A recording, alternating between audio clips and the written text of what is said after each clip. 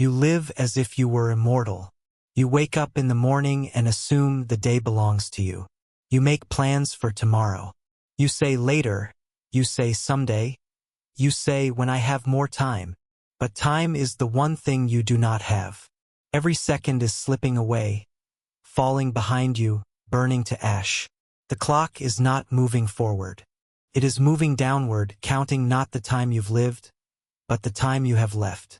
Seneca warned us, life is not short. It only feels short because we waste it. A life spent in distraction, in hesitation, in postponement.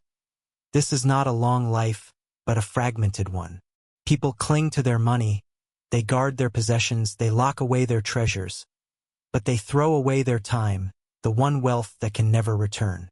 You protect your gold, but you let your hours be stolen. You guard your reputation, but you squander your days. And then, when death finally approaches, you cry out, "It was too soon.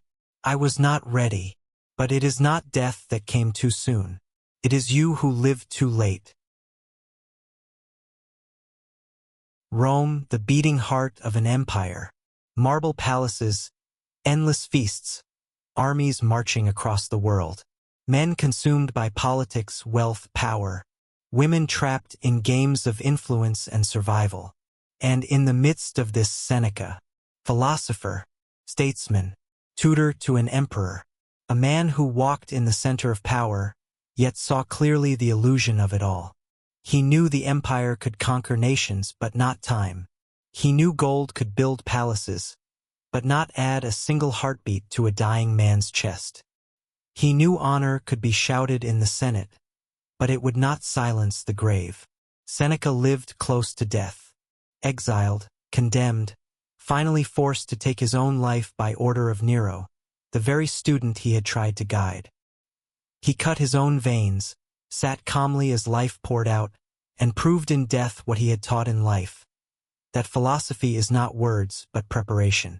What he left us is not a lecture, not a dry argument, but a call to arms, a demand, to live with urgency, to stop wasting the only wealth that belongs to you. We tell ourselves, I have time, but what do we mean by that? Do you own the years ahead? No, they are not in your possession. They are a promise that may be broken at any moment. Do you own tomorrow? No, tomorrow is a shadow. It may never arrive. The only time you own is now, this present moment, slipping even as you hear these words. Seneca saw the illusion clearly. He said, life is long enough if you know how to use it. The problem is not the shortness of life, but the squandering of it. We live as if we will never die, and die as if we had never lived. Think of it. How much of your day is truly yours? How much is stolen by anxiety, by trivial obligations, by chasing approval, by staring into nothingness? You complain of life's brevity, yet you throw it away on empty things. You don't lose life at once. You lose it little by little, hour by hour, minute by minute, a leak in the soul that never stops until all is drained away. 1. Living for others' approval. You act as if you were born to please everyone else. You shape your life to fit their expectations. You play the role they give you, and in the process, your true self is buried alive. Approval is a prison. The crowd is never satisfied, and their praise cannot buy back your time. You can spend your whole life chasing their nods, only to discover that your own soul has withered from neglect. 2. Chasing wealth while bankrupting your hours. Men rush to gather money, to pile up fortunes, to secure estates. They wake early, they exhaust themselves, they worry at night. And yet, in their obsession with wealth, they bankrupt the one treasure that cannot be replaced: their hours. Money can be stolen, gold can be lost, but time is not stolen by thieves. It is given away willingly, foolishly, to every distraction, every meaningless pursuit. He who spends his days chasing wealth dies poorer than the beggar, for the beggar still owns his hours. while the rich man sold his for coins that cannot accompany him to the grave. 3. Being busy without direction. Busyness is the disguise of emptiness. Men rush from meeting to meeting, from task to task, drowning themselves in noise. They mistake motion for meaning. They call themselves hardworking, but they are not living, only delaying death with activity. You can waste your whole life being busy, and at the end you will discover that none of it mattered. You were a servant of the clock, not its master. 4. Postponing happiness for someday. You tell yourself, when I am older, when I am richer, when I am freer, then I will live. But someday is a lie whispered by fear. It is the graveyard where your dreams are buried. Seneca said, "The greatest obstacle to living is expectation, which hangs upon tomorrow and loses today." You do not live in the present. You waste the present by preparing for a future that may never arrive. Life is not preparing to live.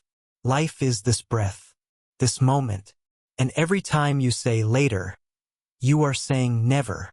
5. Forgetting death until it is too late. The greatest waste is to live as if death does not exist. Men live in denial, pushing away the thought of mortality, hiding from the truth. But death is the one certainty, the one shadow that walks beside you from the moment you are born. To forget death is to forget how to live. To remember death is to awaken. When you realize your time is limited, urgency enters every action. You stop postponing, stop wasting, stop drifting. You live fiercely, knowing every breath is borrowed. Seneca does not tell you to fear death. He tells you to fear never having lived. To live with urgency is not to rush. It is not to panic. It is to live intentionally, to seize each day as if it were placed in your hands by fate, a coin you may spend but never reclaim. Say no to the thieves of time. Guard your hours as you would guard your life because they are your life. Stop apologizing for valuing your time. Stop giving it away to those who waste it. Live now. Not for tomorrow, not for someday. Now, a man who practices urgency does not fear death, for he has already lived. His life has been full, each day complete. Death does not rob him, it only ends what was already whole. Why do we waste life? Because we fear life itself. We fear the weight of our own existence, so we bury ourselves in trivialities. We hide behind busyness, behind distractions, behind the false promise of tomorrow. But death strips all illusions away. When you stand at the edge of life, when the final breath draws near, all the noise falls silent. Only one question remains. Did you live? Philosophy is not an abstract game. It is a preparation for this question. It is a training in dying, not in sorrow, but in freedom. For he who has learned how to die has learned how to live. Seneca's voice cuts across the centuries with the sharpness of a blade. Life is long if you know how to use it, but most men waste it in hesitation, in distraction, in fear. Do not wait. Do not postpone. Do not live as if life were infinite. Every breath you take is one fewer left. Every hour is a step closer to the grave. But this is not a curse. It is your chance. Your chance to live fiercely, to live fully, to live now. Do not prepare to live. Do not wait for permission. Do not waste your brief existence in the service of shadows. Guard your time. Seize your hours. Live with urgency. And when death comes, as it must, as it always will, you will meet it not with regret, but with calm. You will say, I have lived. I was ready. I did not waste the gift.